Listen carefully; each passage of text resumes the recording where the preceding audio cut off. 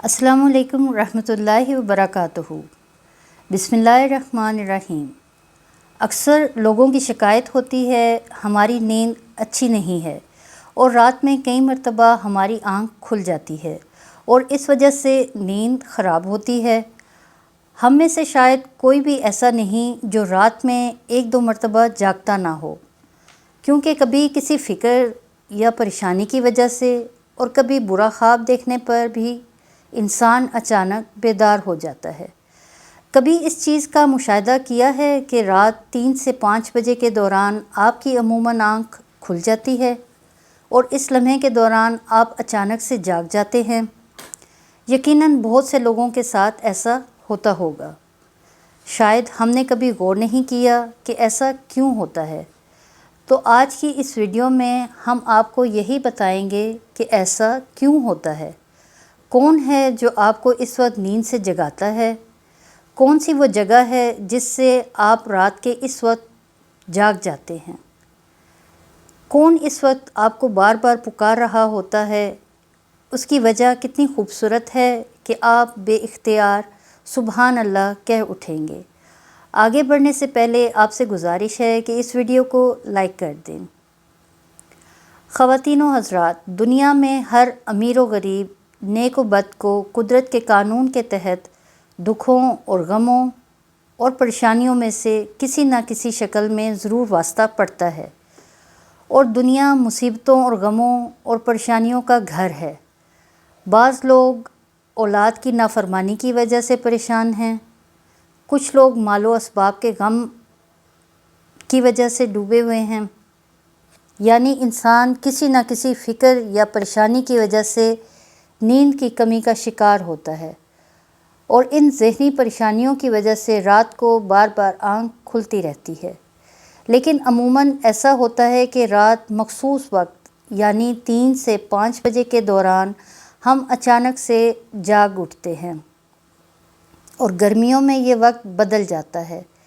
اس لمحے ہم اچانک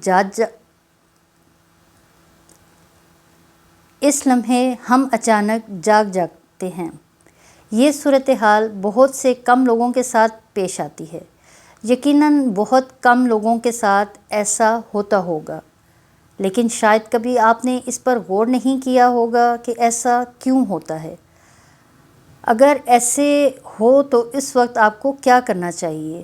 تو چلیں نبی کریم صلی اللہ علیہ وسلم کی احادیث مبارکہ کی روشنی میں آپ کو بتاتے ہیں کہ ایسا کیوں ہوتا ہے، اور پھر آپ کو احادیث اور جدید سائنس کی روشنی میں بھی بتائیں گے کہ اگر دوبارہ آپ کے ساتھ ایسا ہو تو اس وقت آپ کو ایسا کیا کرنا چاہیے جس سے آپ کو زندگی کی ہر خوشی مل جائے۔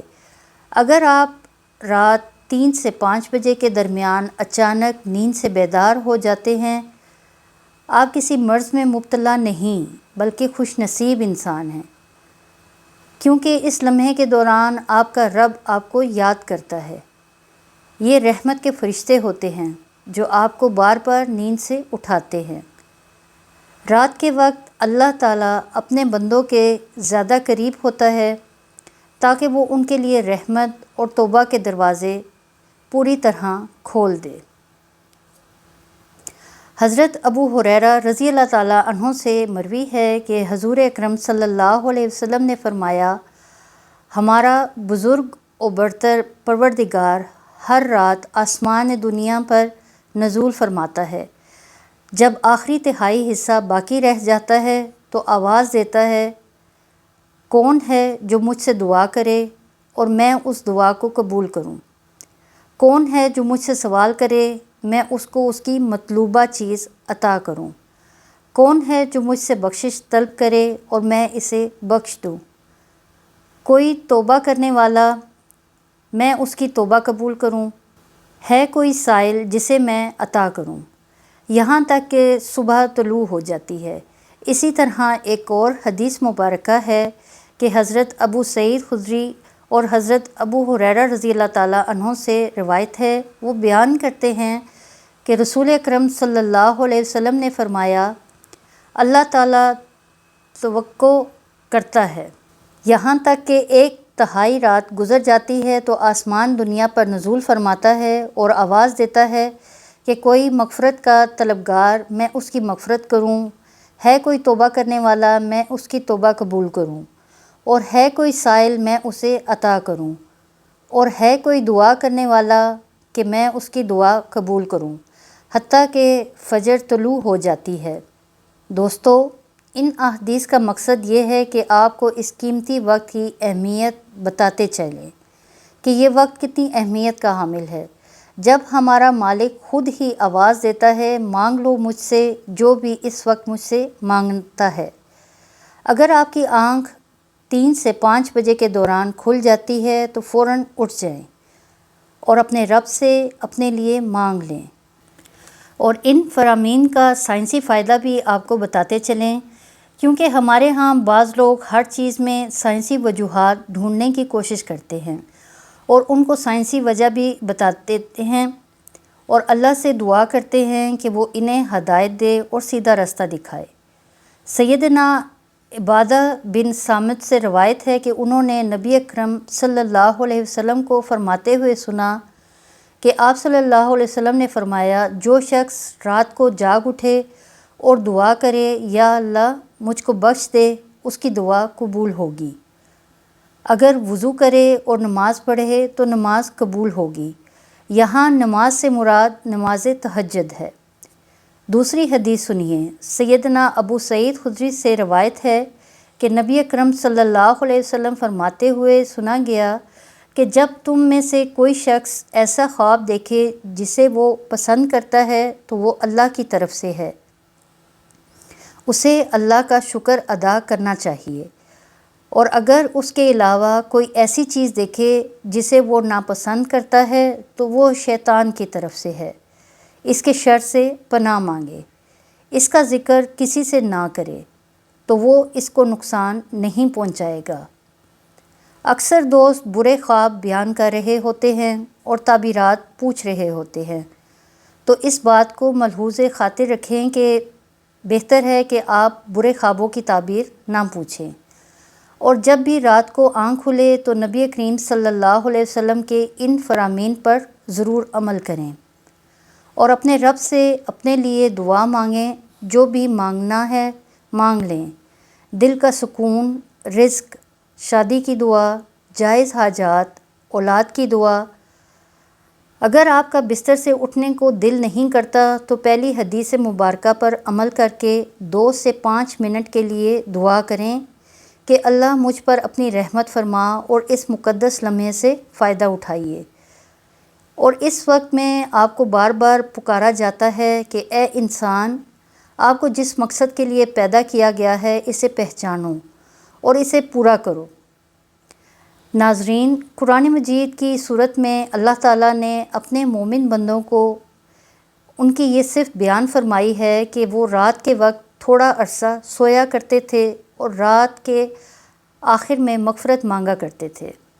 دوستو، ہر چیز کے پیدا ہونے اور پرورش پانے کا ایک خاص موسم ہوتا ہے۔ ہریالی اور خوبصورتی بہار کے موسم میں دیکھنے کو ملتی ہے۔ اسی طرح چاند 29 دن کا سائیکل کے بعد پھر سے نزول لینا شروع کر دیتا ہے۔ اسی طرح رات 3 سے 5 بجے کے درمیان روحانی دنیا کی بہار کا موسم ہوتا ہے، رحمت کے نزول کا وقت ہوتا ہے، اور اللہ تعالیٰ چاہتا ہے کہ بندہ اپنی نیند سے اٹھے اور اپنی خواہشوں کا اظہار کرے۔ اس وقت رب کائنات تمام خزانے بانٹنے کے لیے بےتاب ہوتا ہے، اور اس لمحے کی فضیلت صرف اسلام ہی نہیں بلکہ اس کی تمام مذاہب سائنٹیفک تھیوری بیان کر چکے ہیں، اور سائنسدانوں نے بہت ریسرچ کے بعد لوگوں کو اس بات سے آگاہ کیا ہے کہ صبح سویرے اٹھنے کے بعد سب سے پہلا کام ایکسرسائز کرنی چاہیے، نماز پڑھنی چاہیے، اور جدید سائنس بھی کہتی ہے کہ نماز ایک بہترین ایکسرسائز ہے۔ اس کے ہر رکن کے الگ الگ فوائد ہیں۔ نماز سے جسم کی تمام بیماریاں ختم ہو جاتی ہیں، اس لیے نبی کریم صلی اللہ علیہ وسلم نے 1400 سال پہلے جو حکم دیا، آج اربوں روپے خرچ کر کے سائنس اس کو سچ ثابت کرنے لگی ہے۔ لیکن کچھ لوگ اب بھی اسلام میں کیڑے نکالنے پر گامزن ہیں اور ہمیشہ منہ کی کھاتے ہیں۔ اگر آپ کی اس لمحے آنکھ کھلتی ہے تو ضرور اٹھیے، وضو کیجیے تاکہ آپ اچھی طرح جاگ جائیں اور پاک ہو جائیں، یا کچھ دیر کے لیے لمبے لمبے سانس لیں، زور سے ہوا کو باہر نکالیں تاکہ آپ کے جسم سے بیماریاں خارج ہو جائیں۔ چند رکعت نماز پڑھیں کیونکہ نماز سے آپ کی ایکسرسائز ہو جائے گی، اور سجدہ کرتے وقت جب آپ نیچے کو جھکتے ہیں تو دماغ کو زیادہ خون ملتا ہے۔ نماز میں سجدے کی حالت میں بندہ مومن کے لیے اللہ کی بندگی کے حوالے سے بہترین حالت ہے، اور یہی دعا کے لیے سب سے اچھا موقع ہے۔